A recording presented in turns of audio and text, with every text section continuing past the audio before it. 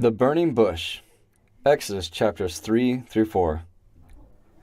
The Pharaoh who tried to kill Moses died, and another Pharaoh took his place, but he kept the Israelites in slavery. God heard their cries and remembered his promise to Abraham, Isaac, and Jacob that he would bring the Israelites out of Egypt. They would need a strong leader to deliver them. Moses would be that man. Moses had spent 40 years taking care of the flocks of his father-in-law Jethro, the priest of Midian. When Moses was 80 years old, he led the flock to the far side of Horeb, the mountain of God. A bush was on fire, but it didn't burn up. When Moses turned aside to look at this marvelous sight, God called to him from the bush, "Moses, Moses." Moses replied, "Here I am." Then God said, "Do not come near here. Remove your sandals, for you are standing on holy ground. I am the God of your father, the God of Abraham and Isaac and Jacob." Moses removed his sandals and hid his face, for he was afraid to look at God. God said to Moses, "I have heard the cries of my people. I have come to deliver them out of Egypt, into a land flowing with milk and honey. I'll send you to Pharaoh, that you may bring them out of Egypt." Moses said, "Who, me? I can't do that." God said, "I'll be with you. When you bring them out, you will serve me on this mountain."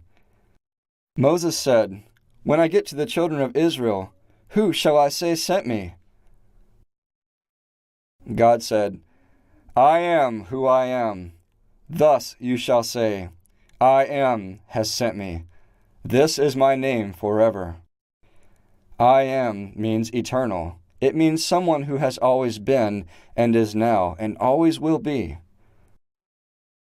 God told Moses, "Ask Pharaoh to let the people go 3 days' journey into the wilderness to worship me." God knew that Pharaoh would not let the people go. God said, "I will strike the Egyptians so hard that when the Israelites finally are allowed to leave, the Egyptians will give them silver, gold, and clothing. So my people will not leave Egypt empty-handed." Then Moses said, "They won't believe me when I say you sent me." God said, "Throw your rod upon the ground." Moses did, and the rod became a snake, and Moses ran from it. God told him to pick it up by the tail, and it became a rod again. Then God said, "Put your hand into your coat." When Moses did, it came out white with leprosy. When Moses put his hand back in, it came out clean.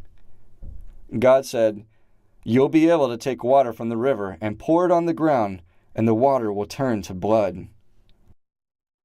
God gave Moses these 3 signs to prove that he was with him.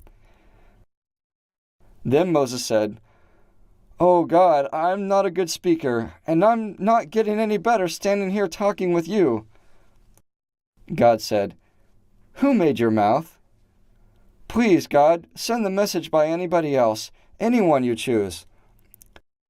This made God angry, and he said, "Your brother Aaron speaks well. He is coming to meet you. He will be your spokesman. I'll tell you what to say. He'll be like a prophet for you, and you'll be as a ruler to him." So Moses returned to Jethro and said goodbye to his family. In the meantime, God sent Aaron to meet Moses at Mount Horeb.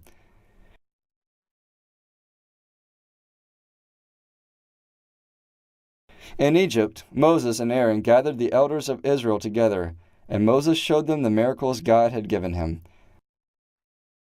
The people believed and worshipped God. Their deliverer had finally come.